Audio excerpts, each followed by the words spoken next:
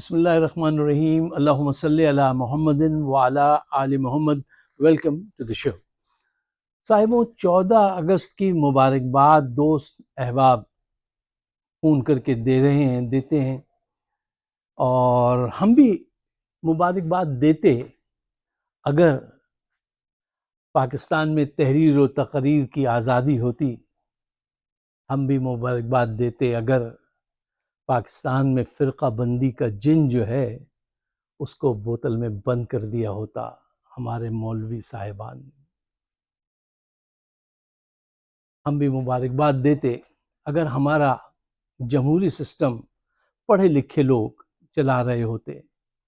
ہم بھی مبارکباد دیتے اگر دنیا کے پولیٹیکل اور سیاسی لینڈسکیپ کو چینج کرنے میں ہمارا بھی کوئی نمبر ہوتا پاکستان کا، تو ہم بھی مبارکباد دیتے۔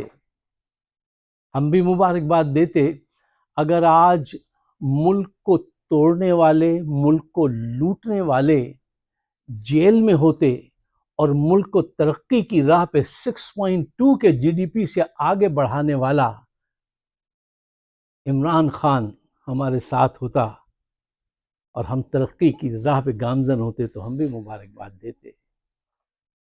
مبارکباد دینے کو دل تو بہت چاہتا ہے، لیکن عاصم منیر کے ظلم ایسا کرنے نہیں دیتے۔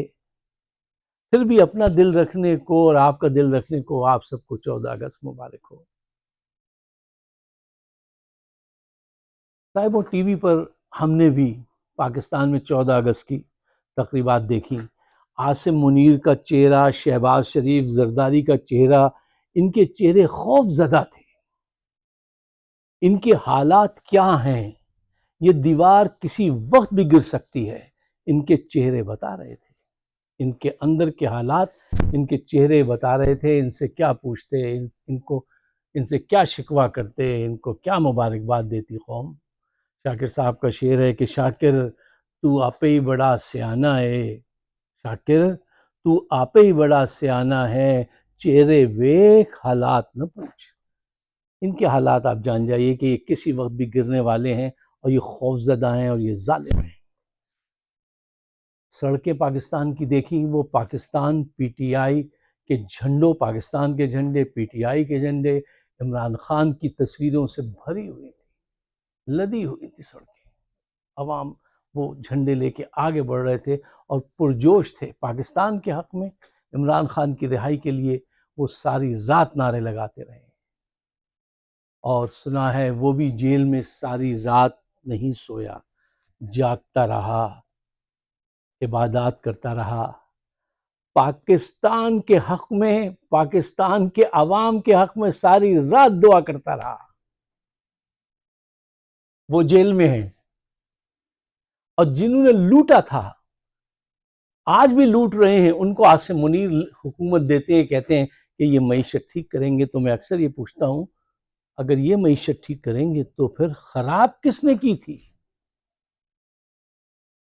صاحب، جہاں پہ جس ملک میں لاکھوں لوگ بھوک سے پریشان ہیں، بچوں کے دودھ کے پیسے نہیں ہیں، بیمار باپ ماں کے لیے دوا کے پیسے نہیں ہیں، وہاں پر جہاں پہ لاکھوں لوگ بھوک سے تڑپ رہے ہیں، وہاں کروڑوں روپے مریم نواز اپنی ذاتی تشہیر 14 اگست کی مبارکباد دینے کے لیے کروڑوں روپے لٹا رہی ہے۔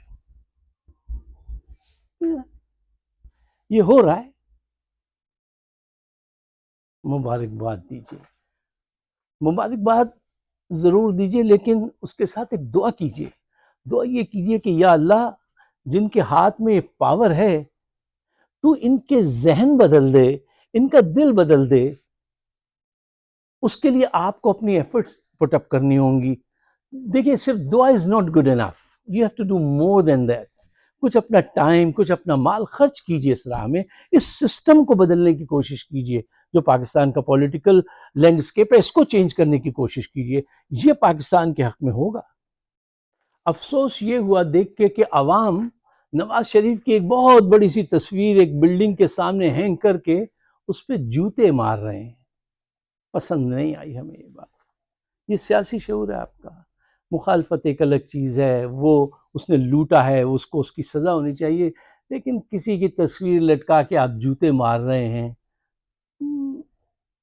پسند نہیں آئی یہ بات۔ اچھا، کچھ سیاسی طور سے اور زیادہ آگاہی ہونی چاہیے اس معاشرے میں۔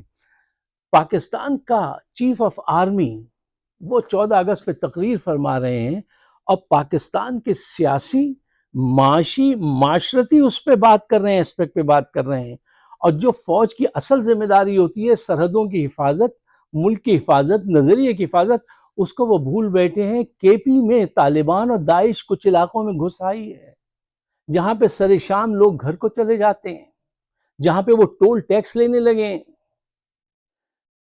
پاکستان میں ہر بارڈر سے، ایئرپورٹ سے اسمگلنگ ہو رہی ہے، جہاں پہ سیکیورٹی فوج کی کھڑی ہوئی ہے، اس کی کوئی فکر نہیں ہے۔ وہ سیاسی طریقے سے پاکستان میں مزید 5-10 سال حکومت کرنا چاہتے ہیں۔ عاصم منیر صاحب وہ اس کے لیے اپنا بیانیہ بنا رہے ہیں، لوگوں کو یقین دلانے کی کوشش کر رہے ہیں کہ یہ ان کا سبجیکٹ ہے، وہ یہ سب کچھ جانتے ہیں، سیاسی استحکام کیسے حاصل ہونا ہے، معیشت کیسے بہتر ہونی ہے۔ یہ ان کا کام نہیں ہے، اس کے لیے ان کو ٹرین نہیں کیا تھا، لیکن وہ صرف اقتدار پہ قابض رہنے کے لیے ایسا سب کچھ کر رہے ہیں۔ اچھا، ساتھ انہوں نے یہ فرمایا کہ پاکستان کے دشمنوں کو نیست و نابود کر دیں گے، سمندر میں لے جا کے پھینک دیں گے۔ یہ سب باتیں ایک عرصے سے سن رہے ہیں، بیکار کی باتیں کرتے ہیں۔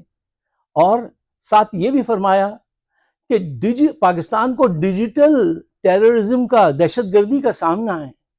ذرا یہ اندازہ لگائیے، اس بات سے خائف ہو کے کہ آج کمیونیکیشن کا دور ہے اور سوشل میڈیا کا دور ہے، لوگ جو ہے اصل رائے، سچی خبر پہنچا دیتے ہیں، اس کو بند کرنے کے لیے انٹرنیٹ بند کر دیا ہے۔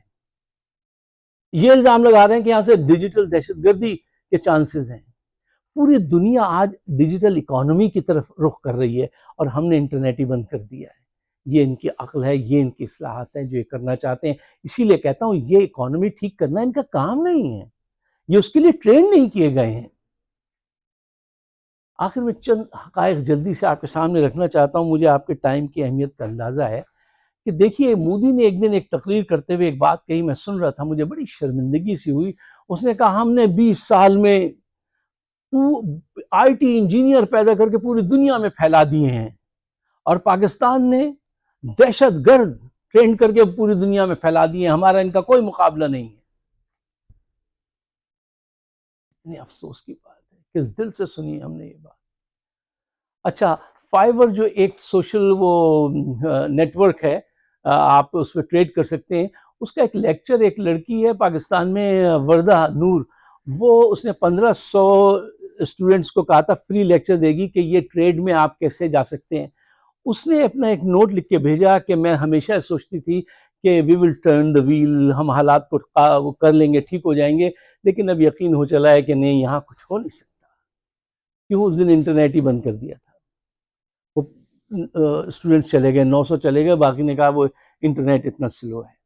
اچھا، دیکھیے آج دور کہاں جا رہا ہے، ڈیجیٹل اکانومی کی طرف، انٹرنیٹ کی طرف۔ ہم انٹرنیٹ ہی بند کیے دیتے ہیں، صرف اپنے سیاسی استحکام کے لیے، اس کے ڈر اور خوف کے لیے کہ ہماری حکومت نہ پلٹ جائے ان کے سچ بولنے سے،